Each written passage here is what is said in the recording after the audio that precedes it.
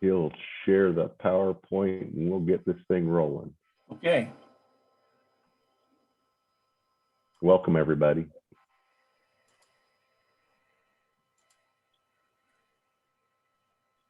I believe Jack has co-host.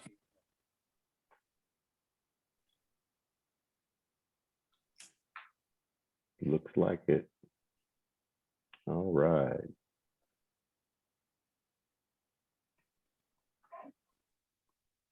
Okay. Getting us started here. Just want to welcome everybody to our May 2021 monthly meeting for Kansas City Woodturners. And as always, we want to welcome all of our current members, all of our new members, and any guests that might be here today. We've got quite a few announcements. I don't think I'll take time to have anybody introduce themselves, but if you are a new member or guest, later on during show and tell or during the challenge, just pop in there and let us know that you're here and who you are and where you're from. Appreciate that. Actually, our demonstrator tonight is a guest to our club, and we appreciate him coming in and showing us something new. So tonight's agenda, the club announcements. We're going to have a narrated streaming demo on lathe and router combine projects, or how to combine the lathe and a router for a project by Ben Simmons. We'll follow that up with our challenge, which this month is pretty simple. So we should have a lot of people out there where we're going to show how we sign our projects. And then we'll follow that up with a show and tell for everybody that's still hanging around.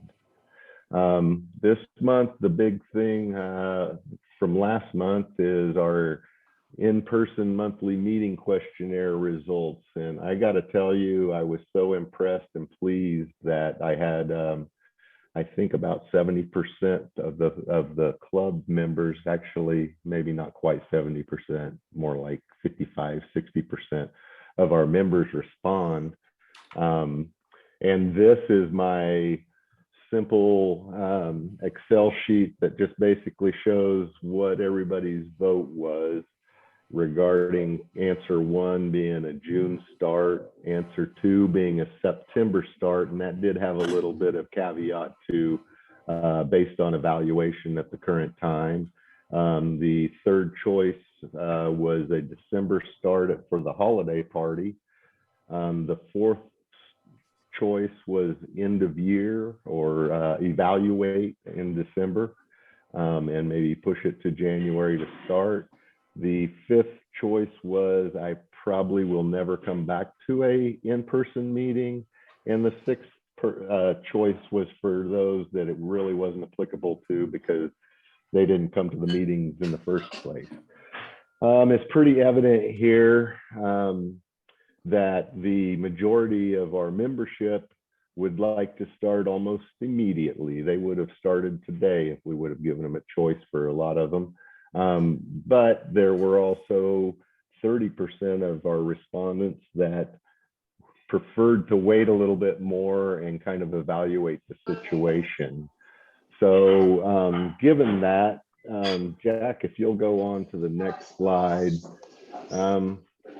We as a board have decided to not just go to the June meeting as our first start, but we're going to push it to July. We felt like that would acknowledge the percentage of people that would like to see it at least wait till September. So we're pushing it out a little bit. That also gives us a little bit of time to prepare for this as a board, because the month July, when we are starting our in-person monthly meetings, we're also going to start coming back and doing in-person board meetings that same month. However, I do want everybody to know that we will have either a Zoom or a YouTube format available for members who are not ready to come back in person and would like to log in to the meeting. We've got some learning to do on the YouTube format, so I'm not going to promise that, but I think Kevin's got some ideas on how he can get the Zoom screen set up for everybody to see. We decided that we will be wearing masks to kind of keep with the city directives and the CDC suggestions. Unmute yourself, Chris. Chris, unmute yourself. Thank you. Wow. How long have I been muted here? Oh, I just muted. I muted everyone just now because there was some. Okay, I thought, how long have I been talking and nobody's been hearing? So No one got mad at you. I didn't get mad at you. Yeah, we will wear masks. I'm even going to try to wear a mask as the commentator up front. I may change that and change over to a face mask. It might be more comfortable and you might be able to hear me better with a face mask and a microphone than if I wore the other mask.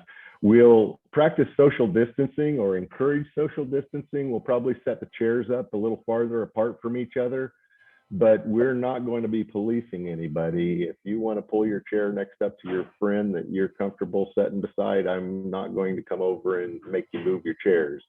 I think we're all adults. We all know what we've been told in regards to social distancing and good safe practices. So we'll try to encourage that and hope we can all have a safe time when we get there. I honestly think we'll be fine. We've got a large percentage or a good percentage of our club that I know have told me that they have been vaccinated. So I will not be asking for proof of vaccination.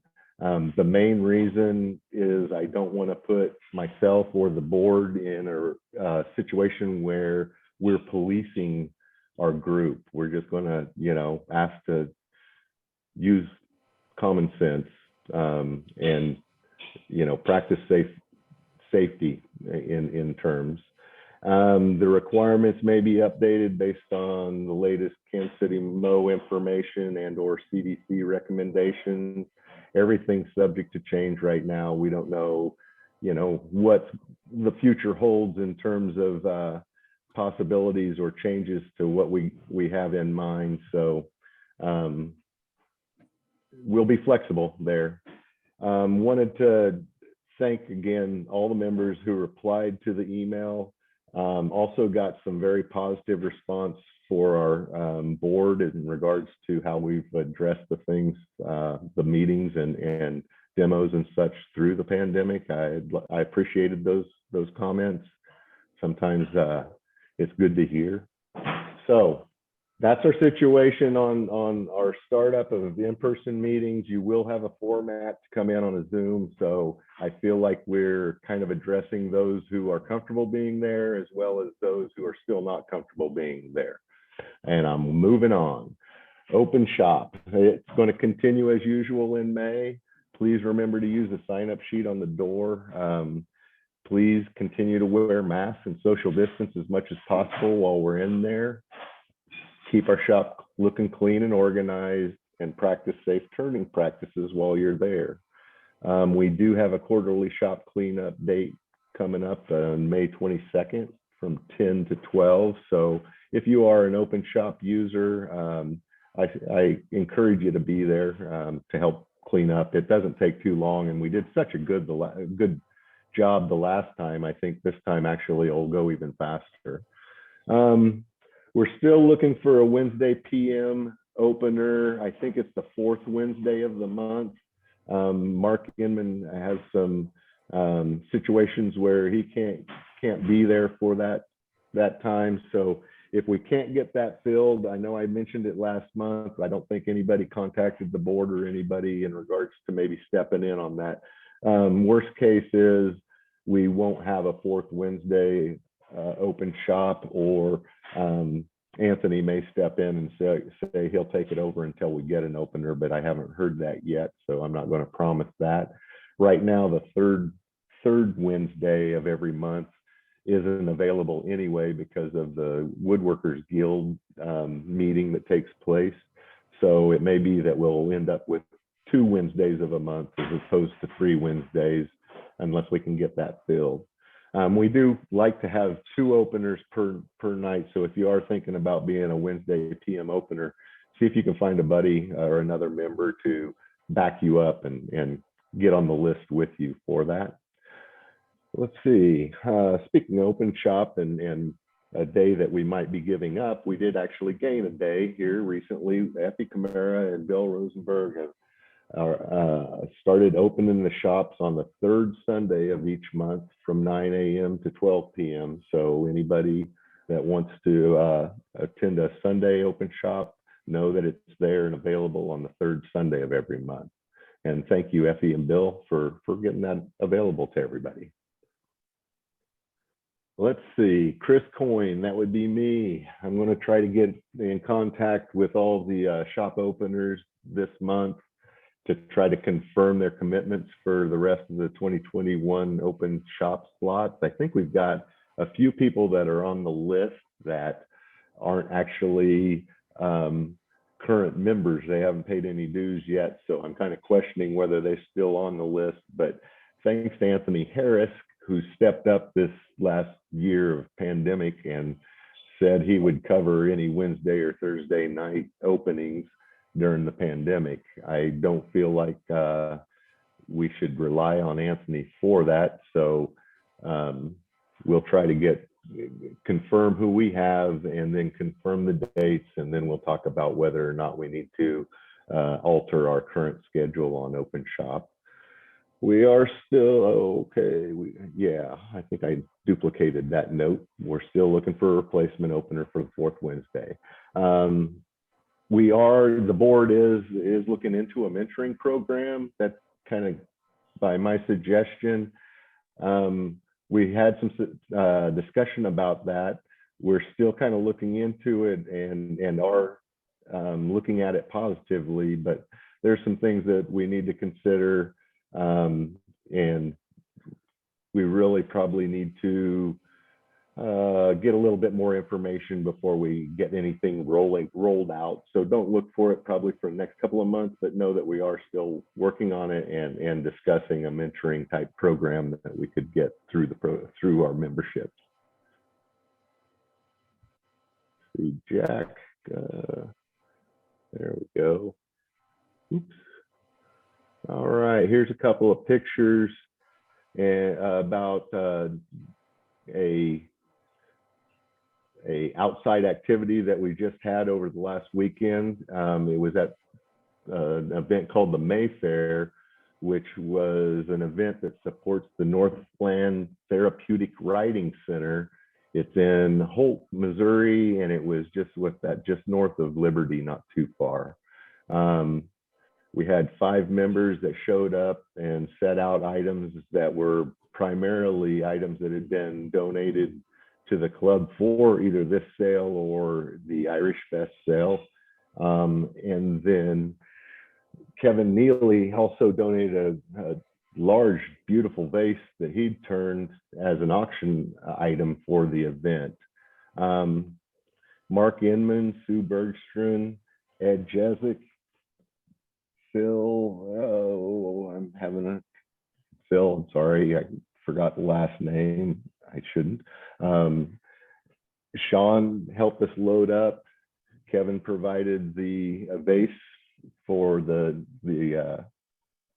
auction there, and myself and Anthony Harris all helped and really had a nice time visiting with folks and promoting our club and promoting wood turning in general. So that was a fun event. However, I don't know who all was on before the meeting started. We did have some issues.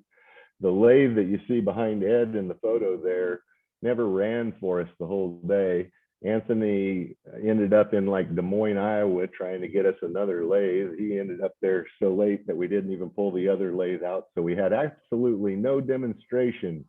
But boy, we picked up those bowls and showed them orientation things and how a live edge is different than a standard edge bowl and all kinds of things while we were just standing there around our table of goods. So thank you all that helped, and Mark Inman, thank you for setting that up. Phil Royer, I'm sorry, Phil. In the last 2 weeks, and Melina wanted me to add this because it's a kind of exciting news. In the last 2 weeks, we have sold 3 more items on the Etsy site. So far, we've sold a pepper mill, wedding goblet, inside out vase, a set of candlesticks, a live edge plum root bowl, and an oak burl hollow form, all items that were donated to be sold for the club on the site. Thanks to everybody that's donated so far. We're down to about 20 items on there. So if you have some items or want to create some items, all you need to do is make your items, contact Ann. We'll coordinate getting them picked up and we'll get them on the site. I think Ann would even help you take pictures and set that up as well. So if you haven't seen it, please take a look at the handmade, hand-turned KC Etsy site that we've got out there, and look at the items that are on there. There's some nice items. Oh, just wanted to list some of the upcoming events. I've already mentioned it, but we do have a quarterly open shop cleanup on May 22nd, 10 to 12. That's the 3rd Saturday of this month. Please help out if you can. Our club annual picnic will be at Shawnee Mission Park, June 19th. That's going to be here before we know it. Excuse me. And that'll be a Saturday from about 10 a.m. and it usually wraps up by noon or 1. But it has been a good time. We've had great weather over the past about 5 years, and we got the best shelter house at Shawnee Mission Park. So if you haven't been there before and would like to have a fun event outdoors with some picnic type eating, I think our club provides the burgers and hot dogs, and everybody brings side dishes and desserts, and we have a good time. I think everybody's aware that the AAW symposium this year will be a virtual event again. So if you're interested, get to checking out that. I think is somebody correct me, is that a June date?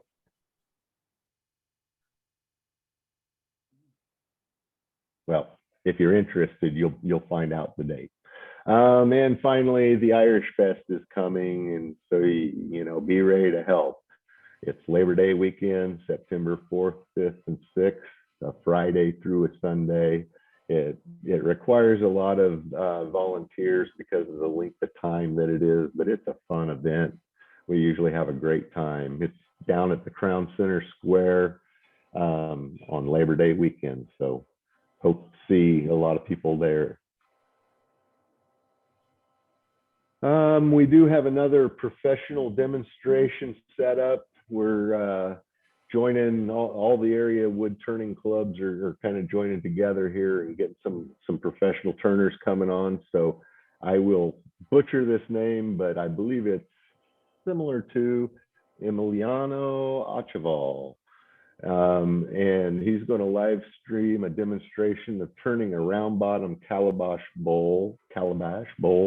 And I think he also shows how he puts some butterfly patches into some of his work when he has cracks or something that he needs to take care of.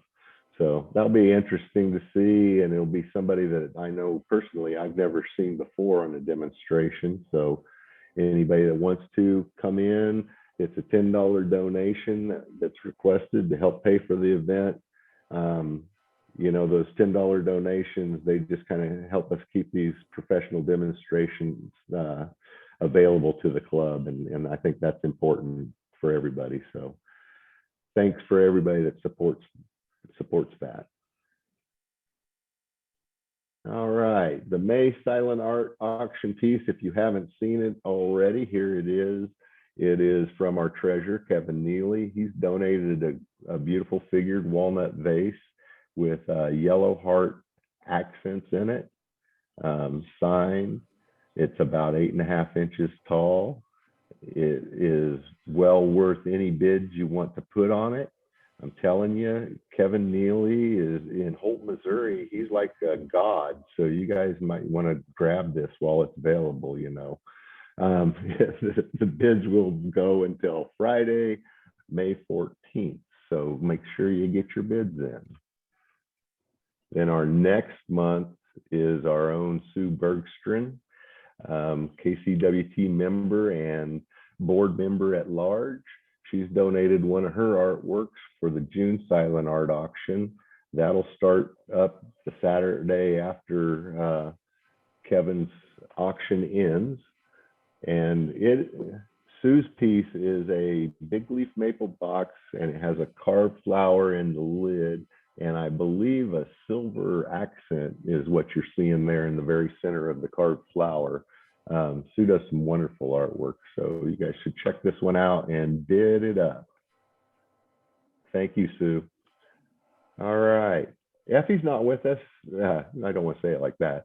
Effie's not here today to give us our monthly safety minute, but I thought I would mention that we did have an unfortunate event, and there was somebody that had to go to the hospital and get some stitches from an accident that occurred during open shop. So just a reminder, it didn't appear that he was doing anything necessarily wrong. I think there was a catch and a tool that went across the finger, and he ended up with some stitches. We've touched base with him since, and things are progressing. He's going to be fine, but it was a good reminder that you never know what can happen, that we're all kind of taking our own responsibility for safety, but the danger is always there. So always keep safety on your mind when you're at your own shop or at the open shop. All right, I'm going to let Kevin step in now and introduce tonight's demonstrator from the Independence Woodturner Group. Kevin, I'll let you take over. Okay, thank you. I'm going to stop participant sharing. Oh, it looks like good coffee, Chris. Well, anyhow, my name's Kevin Neely, and I'm going to introduce Ben Simmons. Ben Simmons is a woodturner with the Independence Woodturners. Is that right, Ben? How long have you been with the Independence Woodturners? Ben, unmute yourself, please. Sorry about that. Sorry, Kevin. Yes, I am a member of the Independence Turners Group. How long have you coming to you long distance, I guess, from Lee Summit, Missouri tonight. Oh my goodness gracious. That's great. Well, anyhow, we're really glad to have you tonight. When I heard about your demonstration, I was pretty excited because I heard about these kind of things being done on wood turnings before, not necessarily safely, but I understand yours is a very safe method. I like to hear that. So I'm going to play your YouTube demo right now. And just if you want to break in and talk about something and have me stop the video, I can do that. Or we just play it through, and then we'll get you back on. I'll play your handout. It's a PDF file. So. Okay, well, Kevin, if I could, for just a minute before you start, I do want to give credit on this video and the type of work and the concept to John Lucas, who had an article published in the AAW magazine during the last year and a half or so. And when I saw it, it kind of interrupted a lot of other work that I was doing. I was doing some hollow forms and segmented work and all of that, but this just sounded so interesting and at first glance so dangerous, I had to give it a try. So I hope you all enjoy it, and we'll see what happens. Okay, thank you, Ben. Well, here we go.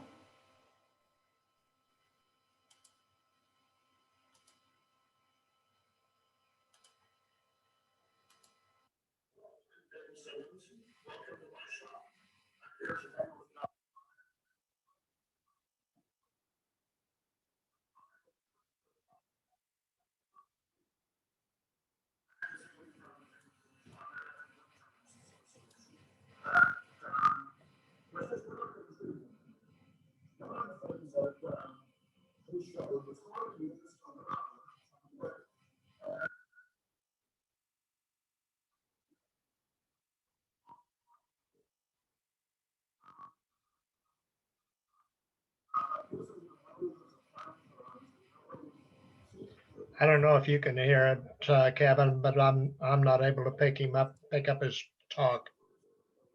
Yeah, was Kevin, gonna I was say just the trying to same say the thing. video is not coming through, or the audio. Audio is not coming through. Thank you. We'll try that again.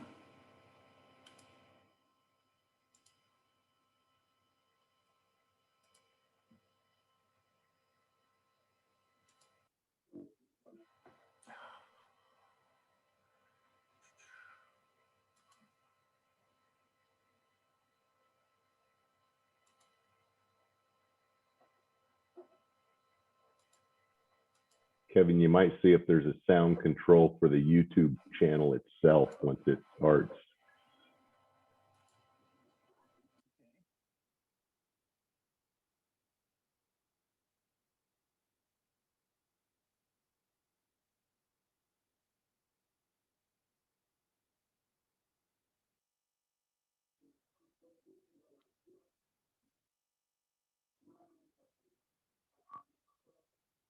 Sorry, can you hear the audio now?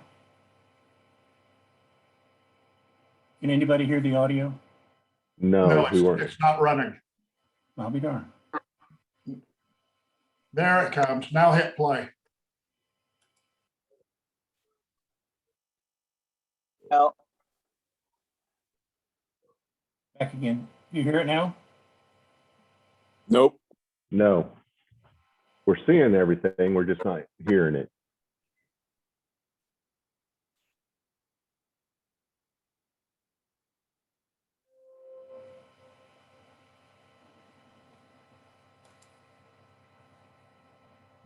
Ben may have a little more narrating to do. I may have to narrate this one as we go along. My Uh, goodness. It appears the sound is on. Kevin, if you hit play again, it may catch up with us.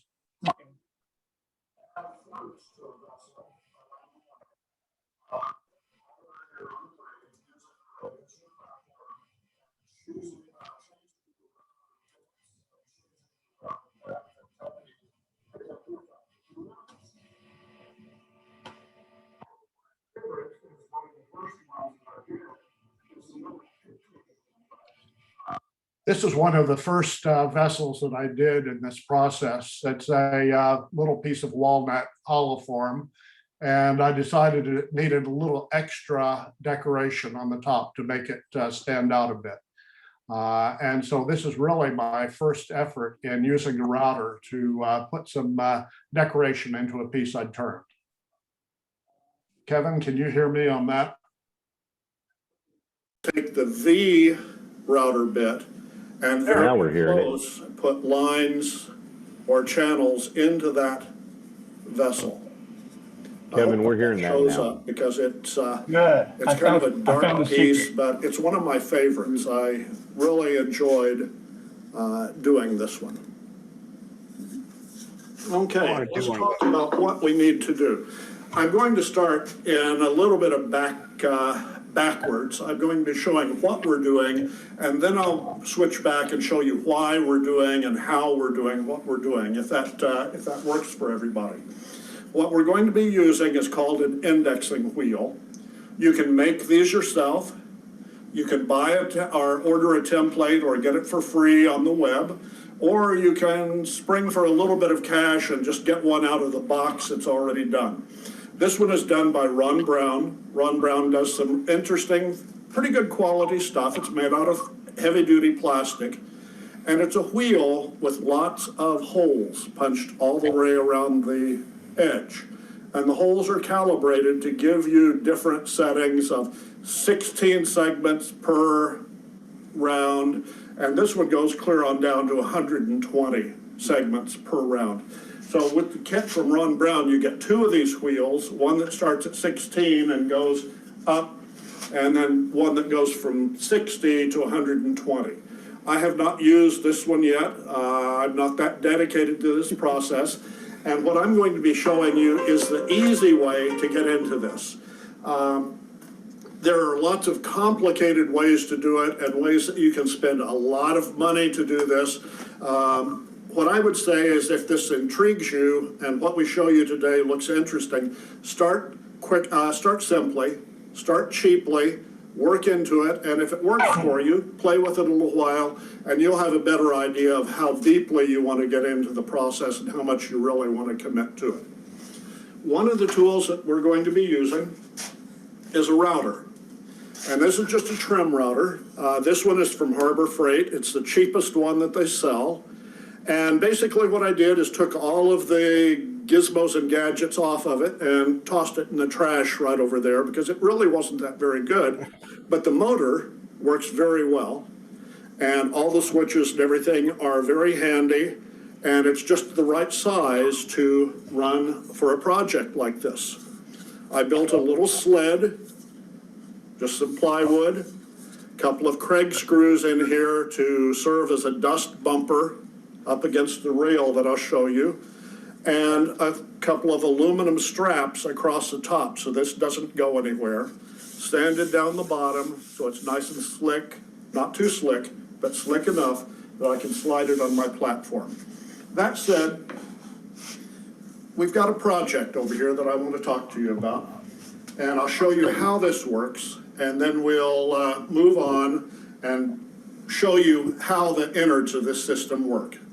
Okay, what we're using today is a round nose bit on this little vase that I've created. The vase is poplar. It's very cheap wood, but it's good to use to get to know the system. When you're using a router, poplar tends to shred a little bit around the grain. You have to do a little more sanding and finishing, but it's excellent to practice with, and you don't feel guilty that you're burning up a really high dollar piece of wood when it suddenly blows up on you or things come loose. So we're going to go from there. What we've got is a vessel, and I'm going to put flutes into it similar to something like this. Okay. And I'm going to be putting in 16 flutes. I've already decided or calculated that 16 is the appropriate number to go around this vessel. All you have to do is figure out how much space each flute is going to take up, add however much space you want in between, and you can calculate how deep you can go and all of that. We'll talk more about that later if that's okay with you. I'd like to get into this and see how it works, all right?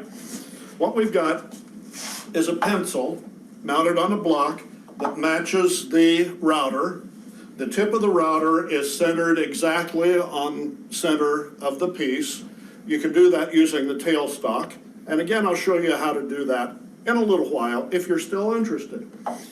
What you do is you can set up with your pencil and mark along the vessel. And then over here, you've got this little pin. And all you do is turn to the next segment, and with your pencil, you can mark where that segment is going to go. Once again, pull the pin, move the segment, plug it in, and go here. Now, I want to give you a word of warning, because before we start playing with the router and all of that, there's a nasty habit that a lot of us get into, and it's called throwing the wrong switch. Unplug the whole lathe. Everything should be unplugged back here. This lathe is not a working motor lathe at this point. I don't want to accidentally look down here and say, okay, I'm ready to go, boom, and everything is all locked down over here. It's probably not going to break the lathe, but it may break some other things along the way. So just to be safe, this is a project where your lathe is a standalone clamp and the electricity is off.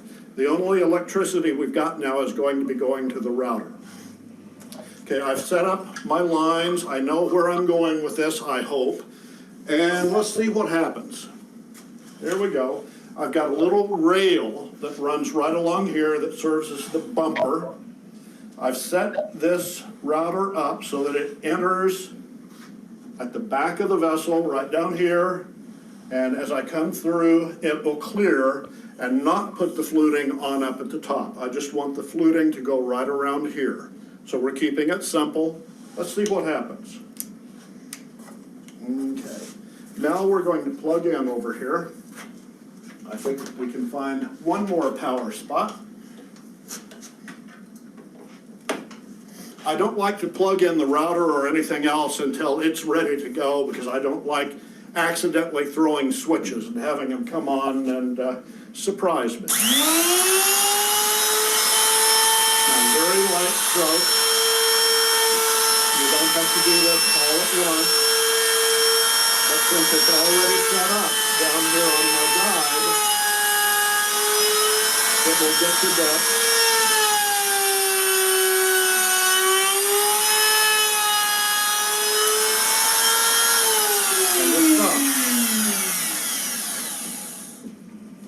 Now, Mel, I don't know if you can see that in there or not. I'm going to turn this up a little bit higher.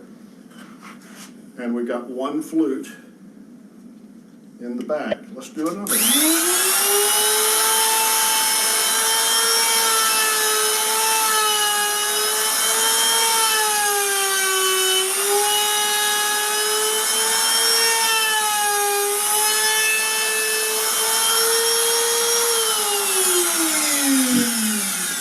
Now, as I watched John Lucas doing this, he did something that actually he was doing some amazing things, so I don't want to badmouth John Lucas, except that he has a habit. He leaves his router on while he moves to the next flute, and the router kind of vibrates around on the table. That scares me, because that thing comes off. Your instinct is to try to catch it. No.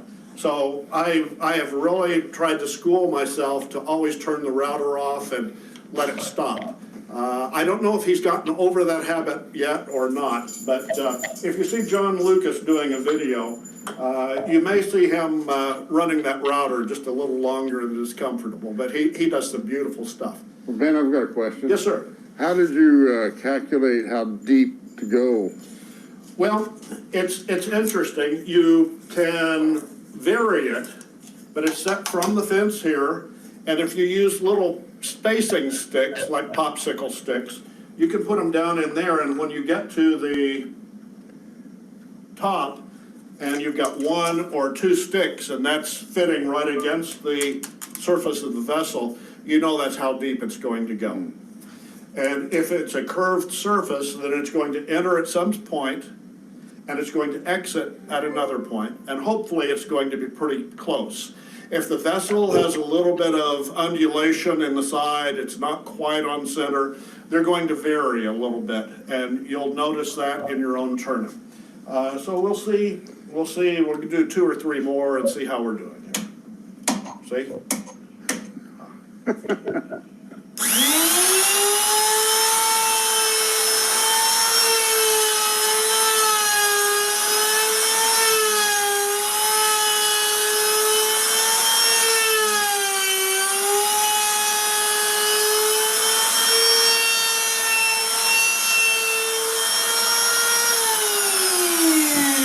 That was pretty good. Okay, let's go one more.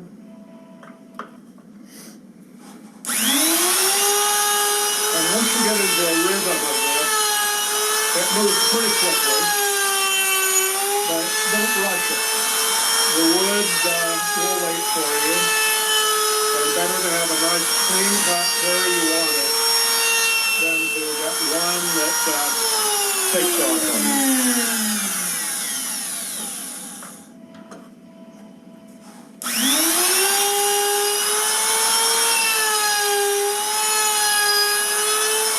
Hopefully you see the pattern emerging over here.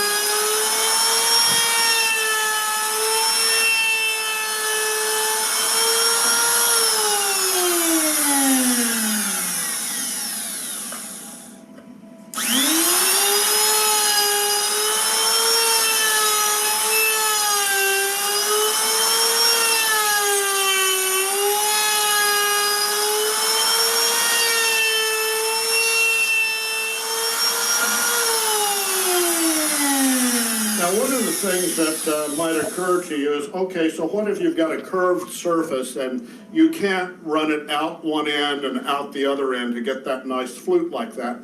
You can build little ramps and things that would fit down here on your table that are going to help guide the router into a cut or out of a cut. Or you can, like a moon shape that would follow the outside of a vessel. If you want to put a nice flute all the way around a rounded bowl, all you have to do is match the curve of the vessel, cut a little piece of plywood, clamp it down there, and it serves as your guide to bring the router around.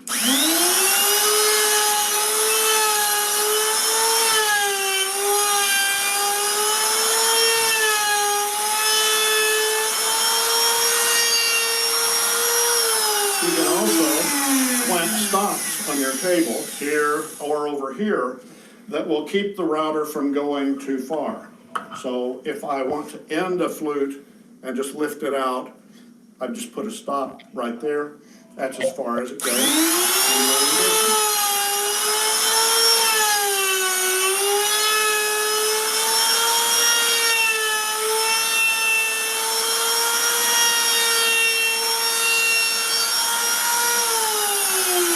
And I see I'm picking up some dust and things down here on the table. Just keep things as clean as you possibly can. But the two little screws that I've got in here tend to be a dust buffer too. They keep the chips from interfering with the table stand.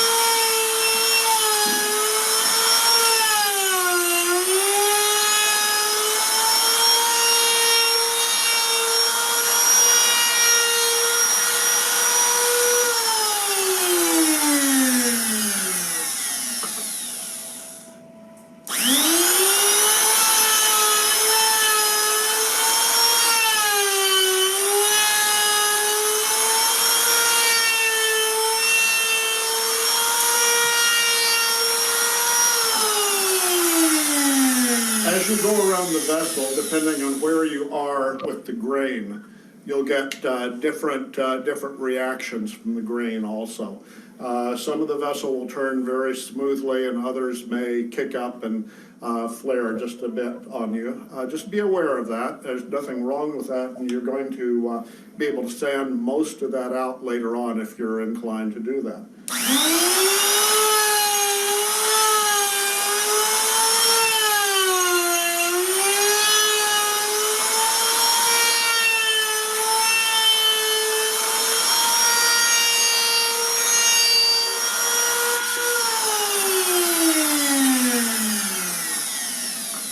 I think you can also see why I have not gotten into the 120 segment thing yet. This is, it takes extreme patience.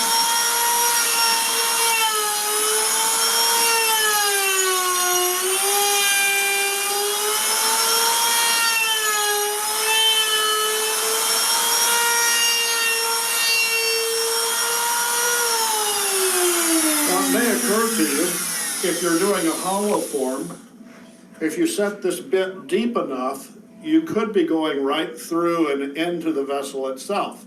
Yeah, you may want to do that, or you may not want to do that. Just take that into consideration, and we'll talk more about that in a little while. Yeah, Ben, I have a question.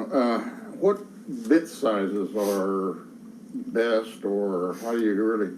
I've got really a couple of round nose bits that I figured would be good. I've got a 1/2 inch, and this is like a 3/8 inch round nose. The V bits that we'll be using very shortly come in different degree settings. The first one I got was like a 60-degree bit, and it did nice looking V channels, but it didn't fit very well into the next project I needed, where I needed 90 degrees.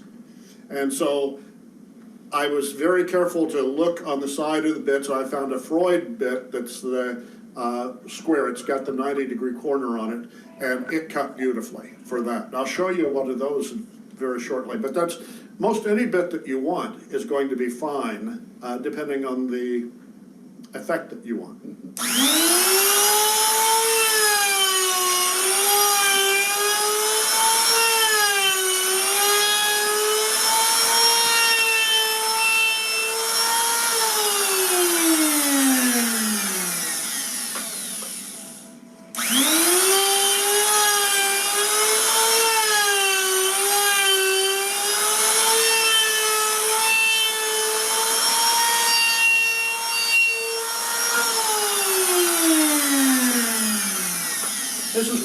starting to look pretty good. I'm liking the effect on this little vessel.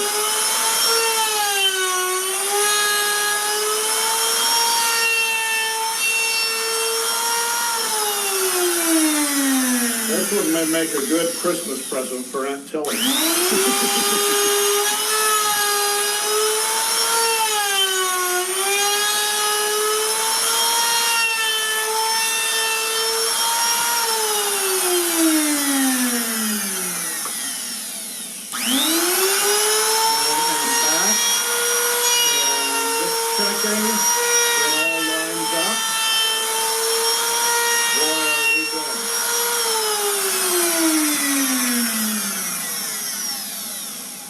Okay, mission accomplished on this vessel. Let's set this over here so I'm not going to knock it off accidentally. And let's take this out of the vise now and see what we've got.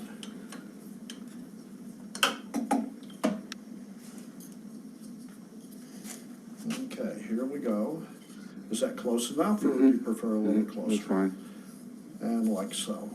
And of course, since this is poplar, there's a little bit of whisker right in through here that some fine sandpaper is going to knock off with no problem. What you'll want to do then is put some sanding sealer over the whole vessel and sand it again to get rid of that shredding or that fuzzing that you get with the poplar. You don't have to do that with all woods, but it would make a lot smoother cut. But there you go. And then you can come back in and do just about anything you want. But that is a very nice looking little vase. Very good. Now, I can see the wheels turning now. How can I work with that? Well, one of the things that you're going to find, I told you could cut through. Here's one that is a cut through vessel, but what you need to do is leave some support on the back so those wings don't start flying off and breaking on you. Depending on the wood, you'll get cleaner cuts. Depending on the wood, you'll need a larger or a smaller support ring underneath. If you're doing a large vessel, you could have 3, 4, or 5 different support rings that would give a pattern underneath and then have the lattice effect out here. You could put the lattice effect coming up the whole side of a bowl so that the outside is cut, and then you leave the support rings on the inside of the vessel to keep those rings from flying apart. You could do a vessel, the one that I really like and I'm planning on doing is just a straight canister-like vessel that has very thin lattice work down the side, cut all the way through, but again, leaving the small support ring on the inside of the vessel. It takes a delicate touch. I tried one, and I was about through with it, and then for some reason, something came loose over here, and it started wobbling, and it all went, I said, well, drat, I'm gonna have to try that one again sometime. But this is an intriguing thing, and they don't always have to be spirals out, and I'll show you that in just a couple of minutes. Here's another one that I did for a different demonstration. This one has some color added to it. It's basically just a ash bowl. It's been turned. And on the back side, I've done straight flutes, just exactly like we were just doing. And on the front, I've used the V tool to get this kind of an effect. Now you say, wait a minute, how are you getting that pinwheel on there? If the bit is centered on a vessel like this and you're doing the top, then you get that daisy effect. If you put the bit above center or below center, you start to get an optical illusion of these V cuts that start above center and go to the outside. Well, when you do that, what happens is you get the illusion like this that you're pinwheeling. You're really not. These are straight cuts that start slightly above center and go to the outside. Does that make sense? I hope it does. I can see the wheels turning. I like this. This project is so cool. What happens if, when you make your cuts, you glue something back into them and then finish a vessel? Well, you can get something like this.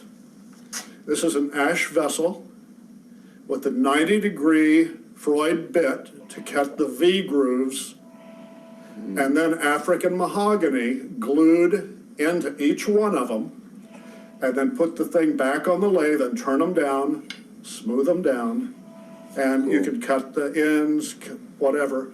But it's very simple to do, but it takes a lot of patience. It takes some time to get this thing done. But once you do, people are going to say, well, that's cool. Okay? So that's part of what really intrigued me about this project. Let me show you something else. This vessel that I was showing you earlier has the flutes going down the side. I dropped in here and then ran out the side here. So there's a very definite dimple in and then up, so I could leave the base like so.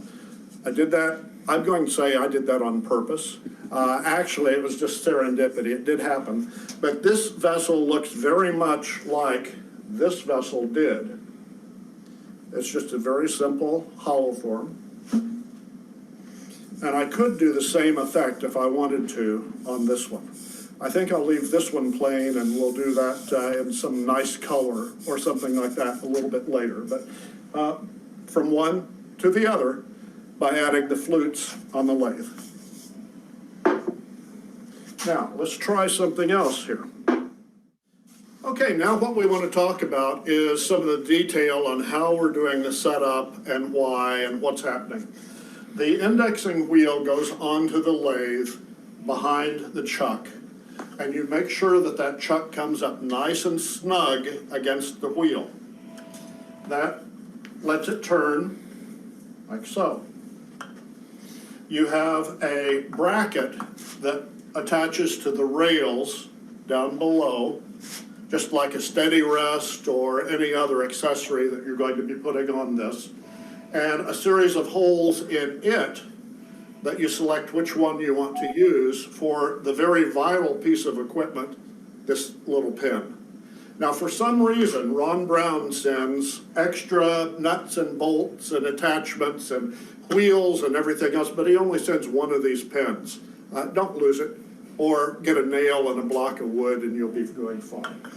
Now, we're all set with that. This indexing wheel, you choose the ring that you want to be using. I'm still in the 16 ring because that's going to go faster today, and because for the projects that I chose to show you, that's going to work better. What I did also is for this next set, I've changed to a V-bit to give us that 90-degree, and this is the Freud bit. I looked very carefully until I saw a 1/2-inch 90-degree bit, and that's what we're going to be working with. There's a 60-degree bit that I like also, so this is not necessarily an ad for anybody, but you will get different patterns and different types of response from different equipment. That's part of the fun. Okay, let's make one of those little pin cushion things. Again, I want to show you, before I adjust it too tightly, what I'm working with. This is the table that I made. I have an extra tool post right down here on the bottom that goes through and bolts into the top. I have a guide rail that I've clamped across the front.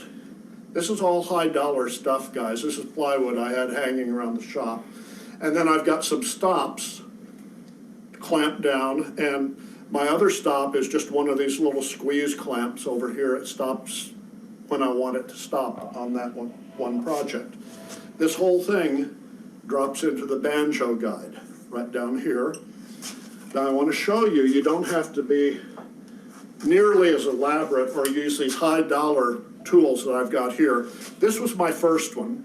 It was just a chunk of plywood that I had, and I turned an oak rod, used a little glue, and that's a deck screw right down in there, and it worked beautifully. And my investment in getting into this and giving it a try, practically nothing.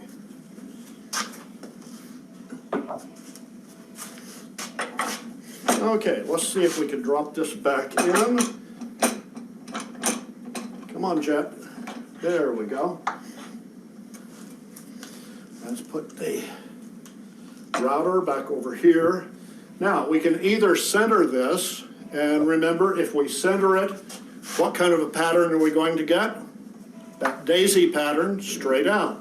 If we have it off center, we're going to get the pinwheel. Move this on in. Again, I can come down here and pretty much guess what dead center is, or if I really want to do it the easy way, what I can do is put my tailstock in and match it up with the tip of the router bit.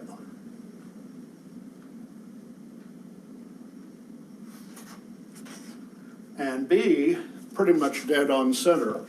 I think that we've got everything all ready now for this really detailed project. I've got some ash tied up in this demo project. It's scrap. It's got cracks all in it. Hopefully it's not going to blow apart. I've got the 90-degree V-wedge in here, and we're going to just go right on around, again using 16s, and see what happens.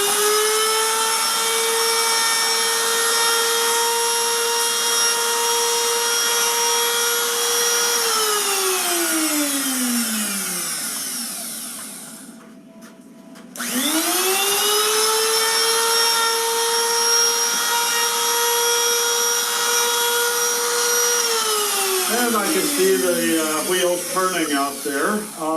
What happens if instead of a router,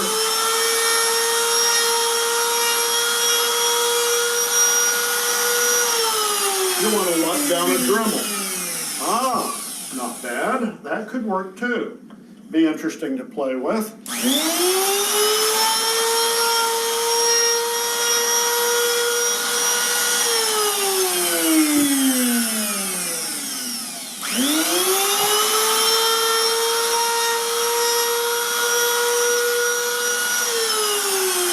Now hopefully you can see that we're getting the daisy pattern. I'll call it the daisy pattern.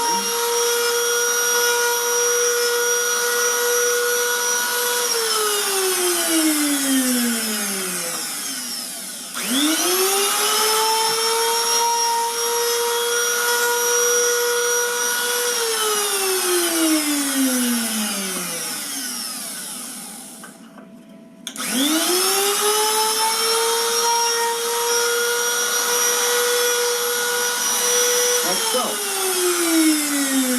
Now, since this is a demo, let's change things up a little bit. Let's raise this up to about there. How deep? I don't know. Let's just guess. Let's go a little deeper than that.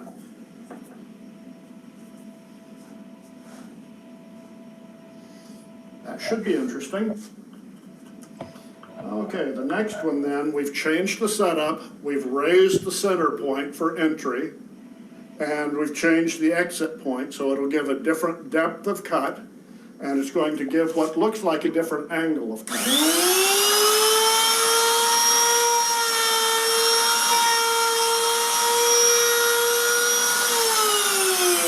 Now you say, oh, wait a minute, you just went across one of your other cuts. Well, yeah, as a matter of fact, I did. So what's that going to give you as you change a cut, maybe make two across the same way? Little checkerboard.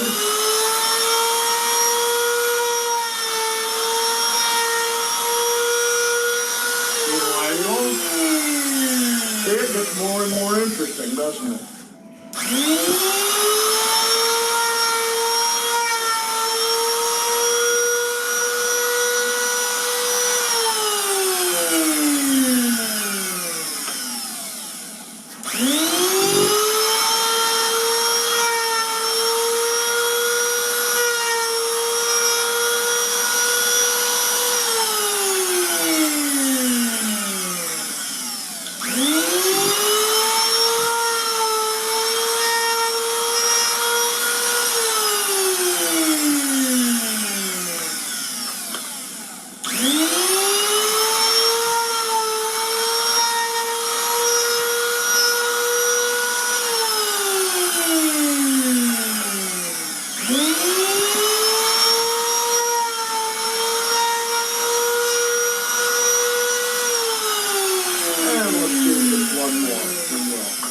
have a look at it.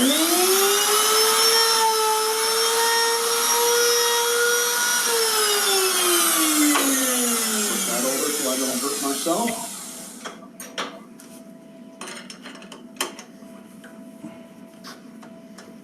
Let's take this out and see what we're starting to get. Now, over here is where we started cutting through the daisy pattern that we were getting for the pincushion effect like this. And then we cleared and started getting just the pinwheel effect right here. Okay, so you can use any of them, and that's giving a pretty good clean cut on that ash, even though it's junky ash. So you might want to play with that, but could get some interesting diamond cross hatching and everything else if you set that up right. Could be a lot of fun to work with. Now let's do one more, just for fun. Same kind of a drill. We're going to put this in, lock it down. Now this gets to be a lot of fun if you're doing a 17-inch platter and you decide that you're going to put 120 cuts around the edge of it. You're going to be here a while, but let's bring that down to about there. That's good. It's going to go through there, and it's going to exit out the outside of the cut. Okay, what we're going to do, and we're above center. So what kind of a cut is that going to give us? It's going to be that spiral looking cut. It's going to enter just inside of the rim ring that I have cut here in a little dish, and it's going to exit so that it leaves a pattern on the outside. I can set it differently, or once I cut the pattern, I can return it to cut that edge down so it's not dropping off the edge or anything else that you want. And remember, as you cut these, you can also modify by putting stuff into them. This is just wood, but those of you who are interested in epoxy, all that glittery epoxy stuff or anything like that, the jewels, could be really interesting in a small vessel, really would pop with that kind of a thing. So let's give this one more try.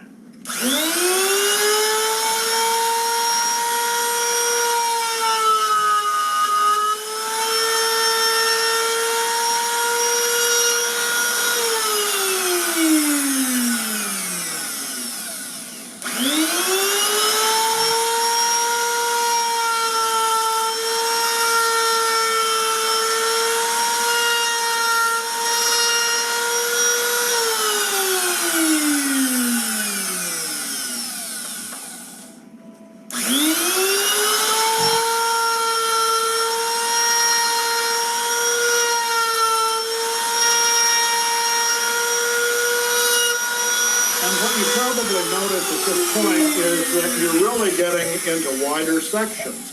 Well, that's just because you're moving to a larger vessel. So as you do your calculations, if you want narrower types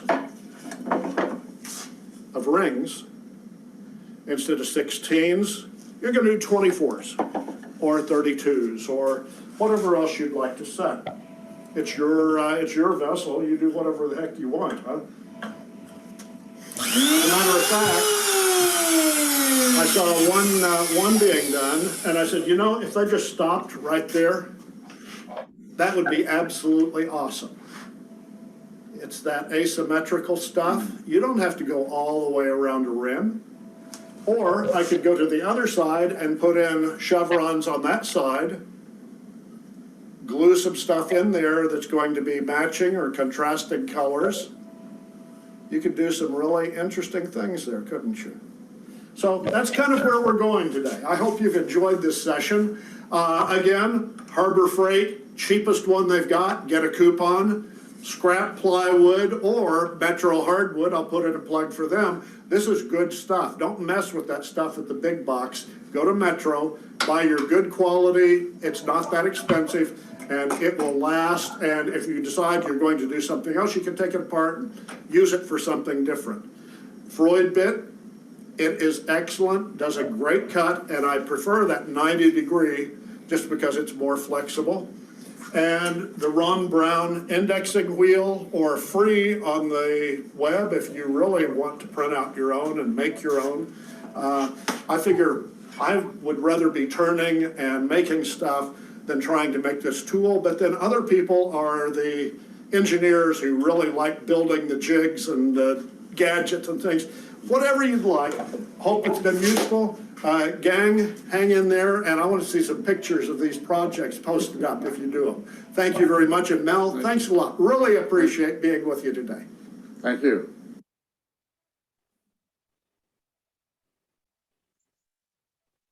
Okay.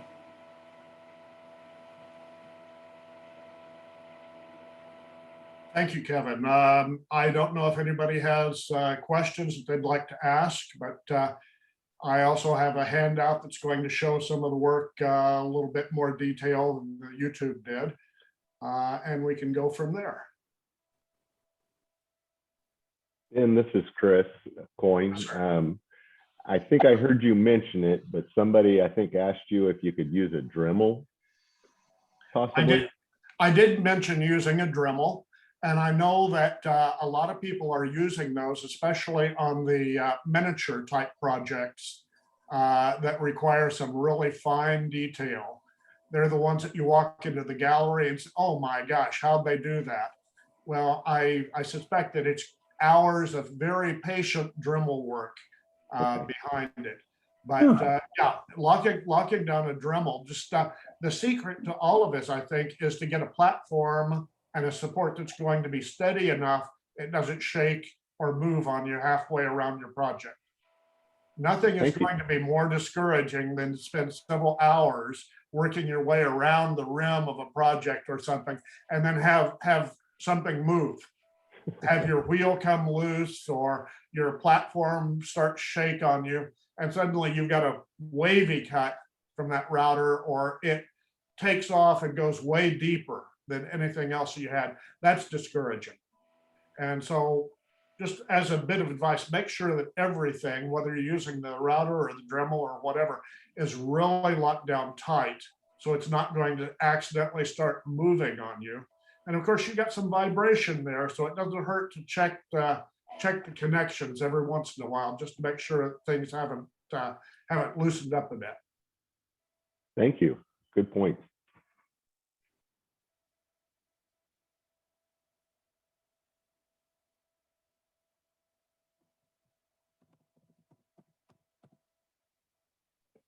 You know, you did a good demo when you have nobody asking you questions. And quite honestly, Ben, that was a very good demo. In the amount of time and how much you just showed us, very, very nice. So I'm going to give you a little bit more time. See if, yeah, here's a question.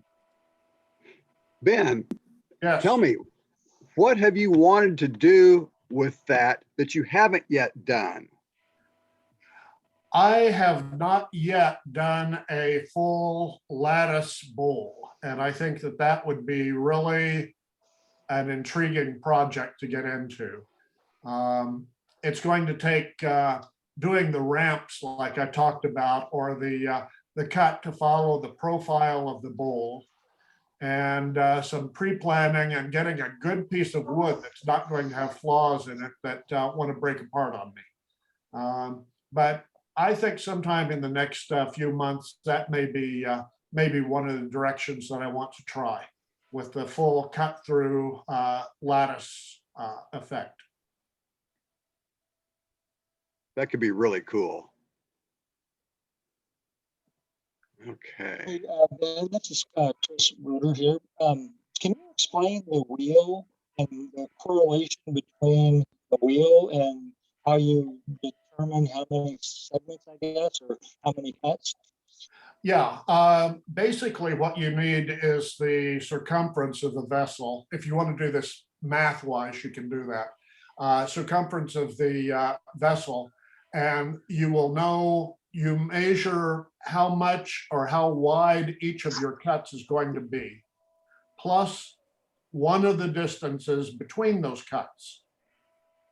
And then you figure how many of those distances will fit into the circumference of the vessel that you're working with. Does that make sense? Yeah, and so how many holes are in that indexing wheel?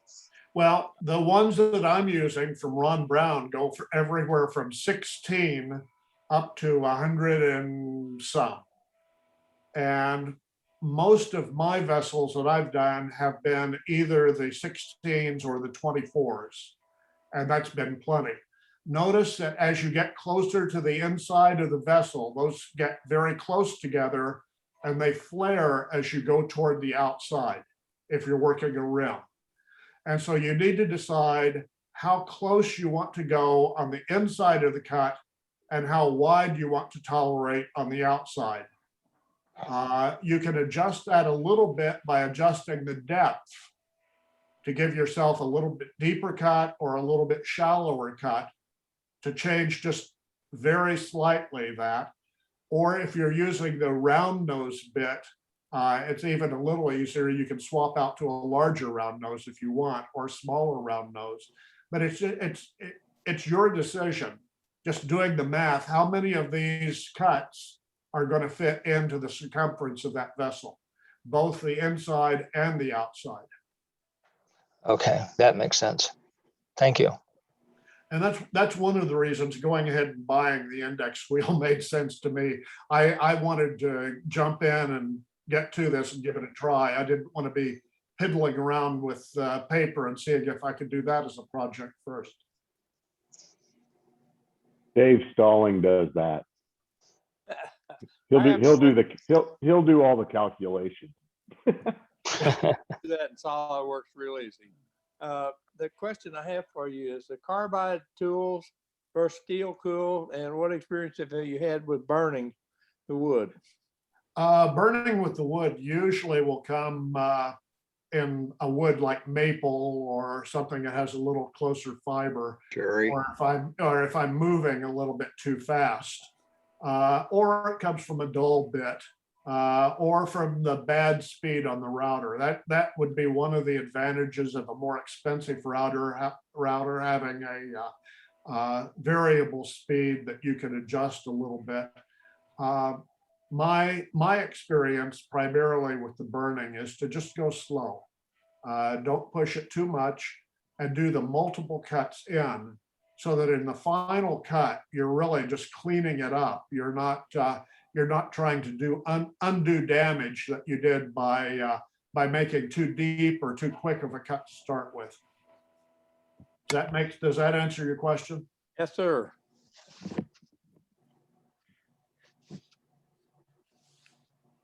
Ben, would you like to Ben, go through the slides? I'm sorry, with the slides, yeah, let's just go ahead. If you'll run them for me. I will. We'll go pretty quickly and go from there. This is just lathe and router projects. I mean, Ben, as you do that, one question I have Yes, sir. is, when you first started with this, was there a pattern or something that you wanted to accomplish that you thought would be really cool? Then when you actually went to do it, it did not turn out well at all. So that you could short circuit some trial and error for us. There were a couple, but the error was generally because I had not locked down things as tight as they should be. And so I would start to get a wavy line, or one of my cuts would be a lot wider, and I'd be wondering what in the world went on here.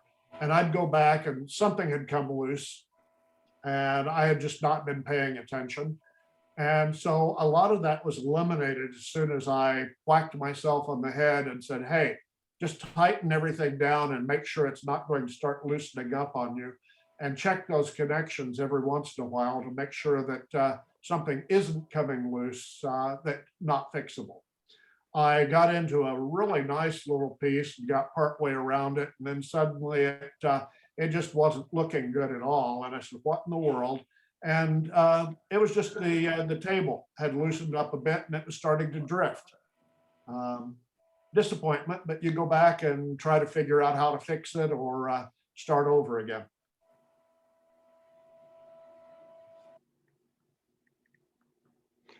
Thank you. That's helpful. I think one of the things that I got too, and I read the article by John Lucas several times, and it was very helpful. But just figuring out the straps to hold the router, making sure it's in there very securely, and then starting with some cheap enough wood that you're not afraid of making mistakes. Go for it, and don't do anything so elaborate that you're wasting a lot of time before you develop a few of the skills to be able to do it. Practice, practice, practice, but practice on the cheap stuff. And, you know, purposely make a few mistakes along the way, or say, what would happen if this were to cut a little deeper? You have to be very careful on hollow forms also, just as an aside thing, that you really need to know how thick that wall is.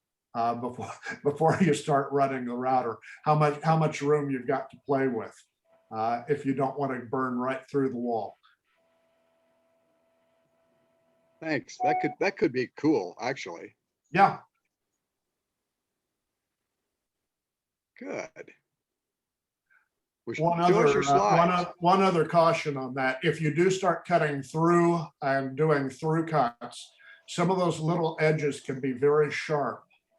So be careful in running your hand over them or your fingers back behind them to check them, because they come out of there sometimes just like little razor blades. And as you start to sand those edges down, you'll want to kind of blunt those a little bit so they're not lethal for little fingers or anything like that. Good point. Thanks. I want to see the slides. Let's run through the slides, Kevin. Okay, Ben, here goes the next one. Some of these you've seen before. These are all walnut. The pincushion effect, it's a small vessel. The other three that I made with the 60-degree flute, playing with different size vessels to make them look like they were a set. I liked it. They worked out pretty well. They've got a few fluctuations, and these were the first ones that I did on that handmade post, the oak post with the deck screw holding it down on the table. And I did find that it was starting to wobble on me just a little bit. And so that's why I searched around and found a steel post and anchored it down just a little more firmly with a good bolt. And it really improved the accuracy that I was getting with some of the cuts. Next slide. The one on the left is a walnut hollow form. It's probably 7 or 8 inches wide and 6 or so inches tall, kind of flat on the top. And just decided to it's a slight pinwheel with the round nose cutter. And then I cut I think that's Caribbean rosewood on top, little knob, just to see how it would look in there. It's not even really attached. I can take it out anytime I want, but I liked it. My wife said, no, I like it the other way. I said, yeah, I'll leave it. And then the other one is poplar. It's probably about 12 inches diameter and turned down, and then the 60-degree angle again all the way out. As a caution, if you're going to use color in these, the color does wick into certain areas of those cuts faster than it will others, because you're going through end grain or you're going through the long grain. And so you have to be careful. That color in there will really get away from you and go places that you don't intend it to go. Next slide. You could make a clock. I think you can make a wonderful clock like that. Never seen that kind of wood. That could be really cool. It's okay. This is walnut. It was a bowl that really just didn't seem to have any personality. And I kept looking at it saying, you know, I'm gonna try the outside fluting on this to see how it goes. And it really feels good. It has a nice feel to it now that it didn't have before. Next slide. This is a detail of the router sled, basically strapped down with aluminum straps that from Home Depot probably. Some Kreg screws down on the front. Why? That's because they're the ones that I had at hand right then. Just cut the radius in the sled so that it matched up with the router, and make sure that it's level, that your back support and your front support aren't angling it in or up on your table, so that you can get that nice straight cut. And then just the detail of the back of the sled. Again, nothing fancy. And I like that toggle back there. It's nice and easy to get to. Next slide. Quick question about the Craig screws in front. Do you use those to for your offset, or do you use the adjustment in the banjo for that? I use the adjustment in the banjo or on the front track on my table for that. I just use the Craig screws as bumpers along there, sliding along the track. And that's to keep sawdust from getting between the two pieces of plywood and throwing your cut off. It's just a separator. Okay, thank you. Does that make sense? Yes. Okay. Here's another detail looking from the other side. You can see where the Craig screws would fit up against the little fence that's clamped down to the table. And so it's that fence that really is the measurement that's going to get you your adjustment. What I do is I put the little popsicle sticks or tongue depressor sticks in between. You could use playing cards in between the fence and the two Craig screws to get my depth. Because when the tip of the router bit is touching the project, and I've got 3 popsicle sticks or 3 tongue depressors separating the router sled from the fence, then I know when I take those sticks out, that's how deep that router bit's going to go into that vessel. Does that make sense? Okay. Yeah. Oh, yeah. Okay. Then the detail on the right is just the indexing wheel. And a lot of these are available to buy. And they're all exactly the same design. There's just a bracket that clips onto your rails underneath. They come up and have some holes along the side that you choose one of them. It doesn't matter. It's whichever one is comfortable for you and matches what you want. And then you match it up with the indexing wheel ring that you want. So on the projects that you were seeing tonight, I was using 16, which was the closest one into the center.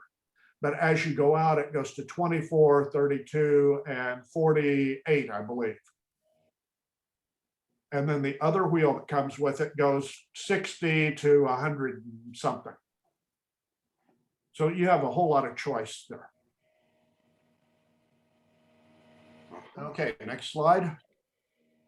Here's a detail of my second attempt at a platform. It's a lot sturdier than the first. It gives me a larger area to work with. The front table is just clamped down on this, and I am almost tempted to nail it or glue it down, except if I'm going to build some ramps or if I'm going to do an arc to do the outside of a bowl, I may want to take that fence off and substitute it for something else. I don't know. I haven't decided yet. Underneath, you see it the post going into the banjo, coming up through my first wood support, which is cut just as close as I could to the size of the steel post. And then on top, on the left side, you can see the bolt that I bolted that sucker down with a good solid washer in there to give it extra support. And Craig screws again, because that's what I had on hand to attach that with a good healthy dose of glue. And so it really doesn't move around a whole lot. It's pretty sturdy. You wouldn't want to go much thicker than that, because you may have time when you want to drop that table down lower clear on down to about as low as it'll go on the banjo, just to adjust. But it seems to work and it seems to be sturdy and the price was right. Next, please. Just as a reminder, this was my first one that I made, and I turned down the oak post and just used a deck screw and some glue on the top, and it worked fine for a while, but then it started to loosen up a little bit, and it wasn't quite as sturdy as what I wanted it to be, and so I made version number 2. Okay, next slide, please. Now, the pencil you don't really need, but let me explain that just a little bit. If you are doing some planning work and you've never done this before, and you want to make sure that your flutes or your cuts or whatever are lining up exactly where you want them to be, that pencil point will match up exactly with the center of the router bit. It's a perfect match. And so I can take that block and put it on the table and draw the lines where I want the cuts to be or where the flutes are going to be, go around the index wheel, mark them all if I want. And that way I can get a visual of how they're going to fit and where they're going to go. Where they're going to start on the inside of a rim and where they're going to come out on the outside of a rim. And it's just it's a tool to figure out what you're doing, I guess, and to do some advanced planning. Especially if you're going to work on something high dollar, you may want to do some marking on it first, just to check it and double check it. You see the popsicle sticks or the tongue depressors there on the left. Yeah. And so once again, those fit up against the fence. If I tighten those down, push the sled right up against them so they're all touching, and then move the sled so that the tip of the router bit is touching the rim of the vessel or wherever I'm going to be cutting. Once I take those popsicle sticks out, the router will go into the vessel or into the whatever I'm turning, just that deep. So they're depth gauges. Does that make sense? Oh, yeah. Okay, next slide, please. Okay, here I am marking around. This is that cut through vessel, the black one that I had earlier. I was showing you. It's in progress. And so this is ash. And somebody said, well, why are you using ash on that? Ash is terrible wood to use for something like that. I agree, but it's what I had on hand at the time. And I said, okay, I'm just gonna put it on there and see what happens. In the middle picture, you can see how it's cutting and fuzzing out, and the coarser grain on the ash doesn't really work, but I like ash, so what the heck? And besides, the price was right again. On the right and the middle picture, you can see the support that I've already turned on the back of the vessel, left there to help support the rings. And the cut has gone through, but it has left a center support and it's left the outer ring support. Again, if you're doing a larger vessel, you'll need to be leaving more rings. The pencil marking is on the front of the vessel to the left, and that's just showing me where that cut's going to go. And I was using that just to get my own brain wrapped around this so I could get the cuts that I wanted. I could have probably gone to a 24 cut or a 32 cut or whatever the next one up would have been and gotten smaller lattice so it wouldn't have looked quite so much like a saw blade. But I was working through this one and just trying to figure out how the whole process worked and hoping it wasn't going to blow up on me. But I was having fun, so hey, it's good shop time.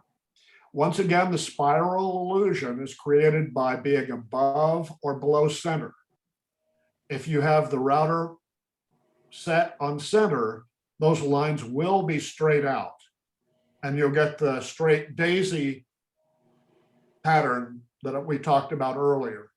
But if you go a little bit above, a little bit below, or even more above or more below, you get a more radical spiral illusion on your cut. Next slide. So here's the vessel that we were just looking at. The left side is the back side of it. You see the piece that was left. And then the right side is the top of the vessel. You can see the cut. I took the cut clear into the back side of the vessel and then out the front.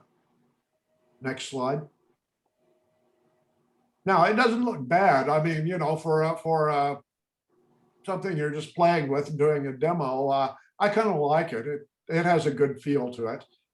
Could it be a little more delicate? Yes, but that's my ash bowl with the cut through rim. It's my story and I'm sticking to it. Next slide. Now I showed you the gluing the inserts into the cuts. And what I used on this was some African mahogany. Why? Because that's what I had at hand. It was just here. And I thought it would look good with the ash that I was working with. If you'll look carefully on the left-hand side, you can see that each of those cuts does not go clear to the inside of the router cut that I made. In other words, the router cut has a little bit of a dip in it, and you can see some of the glue even there that's right at the base of those sticks that I've glued in. I let them rest overnight. I didn't have any clamps on it. I was just, I rubbed them in and crossed my fingers and hoped that they were going to stay where I put them. But then when I put it back on the lathe and started doing the cutting in, I went very slowly, very softly, took my time. I started on the inside of the rim and just started working it in and taking it off to get a feel for how it felt like to go around that fan blade. And then I took the cut a little bit deeper into the rim to get rid of that, the extra little dimple that was there left over from the router. So I got a nice pointed cut on the inside. You see what I'm talking about? Yeah. And then wrapped it over the outside of the vessel. It was fun. I didn't know if it was going to hold together or not, but it worked beautifully. And it was a lot smoother cutting than I thought it was going to be. Next slide. Again, the backside of a vessel, don't forget, you can always flute it too. You can do something fancy with it. And again, there's another ash vessel that's already been hollowed out. I do know how thick the walls are, so I know how deep I can cut. And again, above center cut going out so that you get the spiral. On the right-hand side, it's a straight cut. It was centered, and they're just going straight out. Next slide. Cool. You can add color to them. This one, I decided it needed a little texture ring on the inside, but essentially it's an ash vessel with color and the black accent. And I figured, okay, so what would it look like with a little lid? I thought it looked pretty good, but again, ash is interesting with the coarser grain. I'm going to shift in some finer grain wood as I become a little more skilled with this and see what happens. Next slide. Here's a close-up of the fluted vessel in progress that I had in the video. Again, I came in with the router on the left-hand side and then ran out at the top so that I'd get a gentler look on that. I wanted it to just have that easy exit into the top of the vessel. It took some sanding once I got down into it and finished doing all of the cuts. I think you can see just a couple of little burn marks up there down there toward the bottom. Didn't take much to get them out, but it was just attention to detail. Doing some color on the vessel helped with that to cover up a little bit of the color maybe, but it cleaned up pretty well, and I like that one. Next picture, please. Here, the center vessel is the one that you saw me doing in the video. I decided that it would look really good in black. So I did the leather dye black, US Marine Corps black from Feeblings, and lacquer finish on top of it. And for a little poplar vase, I thought it was good. The other taller one on the right is the Caribbean rosewood, which turned beautifully. And flutes are closer together on that. I wanted to see what would happen if they came in just a little bit closer. So I used one of the larger count rings. And then the finally on the left-hand side, the little colorful vessel there is the other piece that matched the fluted vessel that I just showed you. In the video, I was showing you the miniature of the one that I had done the flute on. If you could go back one slide. There, the little colorful vessel was off the same log as this one. And so I just did a different treatment to it. Okay, forward again, please. Next slide. Here's a fluted rim on a textured walnut bowl. This is walnut. The fluting is at an angle. It was pretty easy to do, except that the walnut had a few cracks in it. It was pretty aged walnut. So it took a delicate touch on that. And then I decided, since the bowl had a few cracks in it all the way on down, one of the interesting things that I might do is add some texture to it. So I used the sorbet texturing star, I call it, on it to give that orange peel look, and then used, I used some milk paint on that to give it that interesting red color. But it has black underneath. Well, I'm not teaching coloring tonight, but it was fun too. Next picture, please. Once again, the one that I started in the video and stopped and said you can do asymmetrical. There it is, finished up. Black, red, and African mahogany accents, 3 of them in there. And then just, again, a detail of the routing process, cutting in. And with this one, you can see that I was getting a little bit of burning when I was coming in with a deep cut. I did find that when I went back and hit those again, that the burning did come out. And so it really wasn't an issue on the vessel.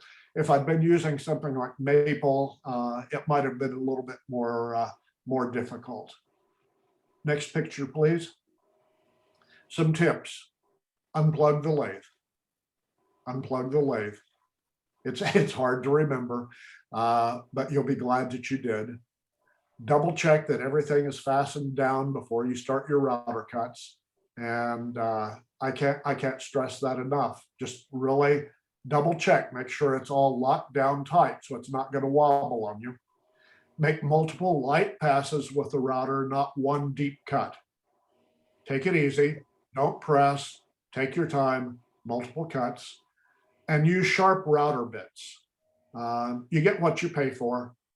If you're using a good quality router bit that's got a good edge on it, you're going to get a cleaner cut than if you don't. And if you're putting your time in on it, you might as well be using a quality tool there. I say that as I'm teaching you how to use a Harbor Freight router to do this. Okay. Be very cautious while the router is running and spinning down. It's easy to bump it with your hand, the back of your hand or your elbow. Make sure you got a place to park it. And you know, everybody gets in a hurry. And if it starts to fall off, don't try to catch it, let it go. And expect to do finish sanding of all of your cuts, especially in the end grain cuts, in the little dimples that you may have a little bit of burn in there. So next slide. And there's a close-up of the black vessel that I told you about, and then the other pecan vessel that, and in the background, the Caribbean rosewood. Anybody have any questions? How did you do it looks like on the picture on the left, Yes, sir. you alternated the depth or the length of the cuts. How did you Yeah. do that? It looks like that, but it's an optical illusion. If you see the actual vessel, they're all the same. I think it's just the light that is shining on there.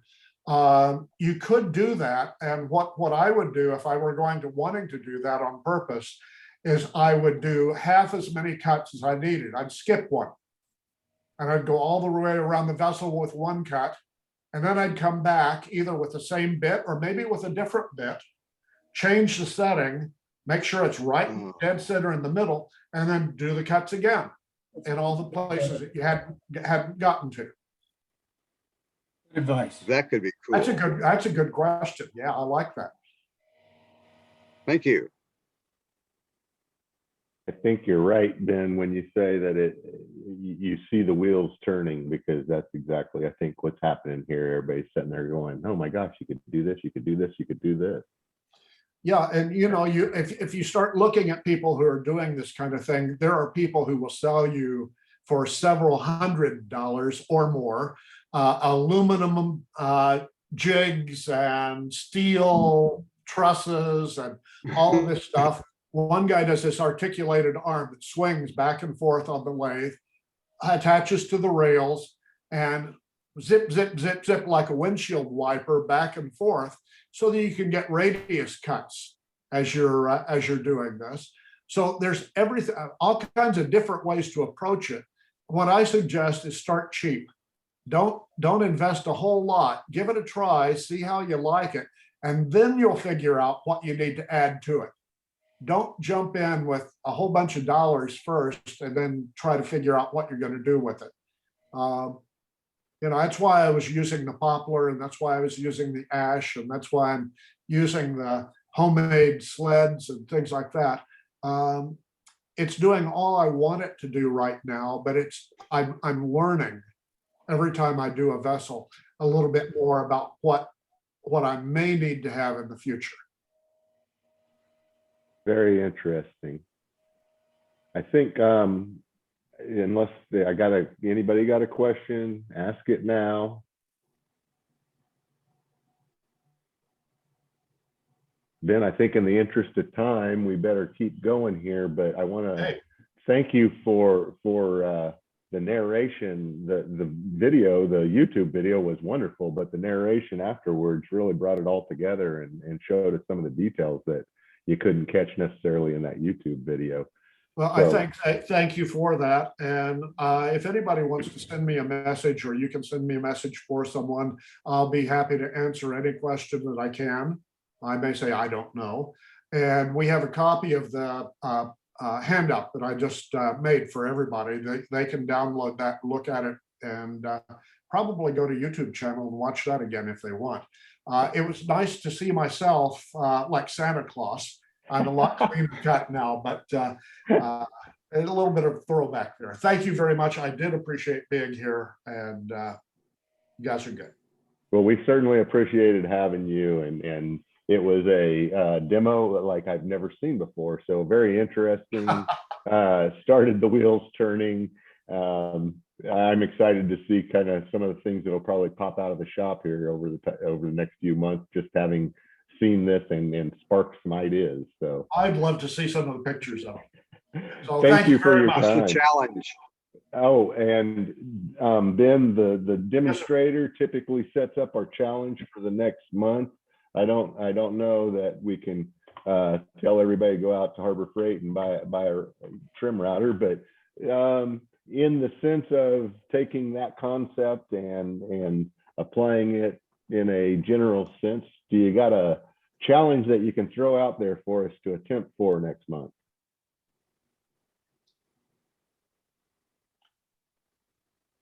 In your challenges, generally, what do you ask as far as judging, and who's going to look at them and decide? Our challenges aren't judged. It's just a matter of whether you met the criteria. And then we do hand one prize out on a random drawing for the folks that have attempted the challenge. Well, I tell you what, one of the biggest challenges I had was doing the bowls like this with the rims out. But I think the entry level cut that you get is something more like the outside of a vessel.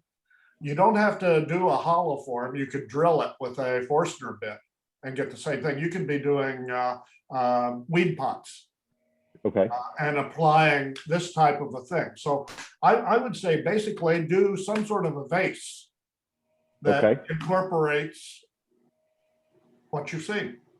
Grooves. okay. Yeah, so try to take the demonstration, put it into your terms and what you have available to you, and try to use that concept to on a base or really any kind of form that you want. Yeah. And come next month to the challenge, and we'll see what we have, and we'll try to get some photos to send to Ben. That'd be cool. All Thank right. you all. It's been fun. I appreciate it. Thank you very much, Ben. Ben. Appreciate All it. right. What a great demonstration. So thanks again to Ben, and let's move right along. I'm going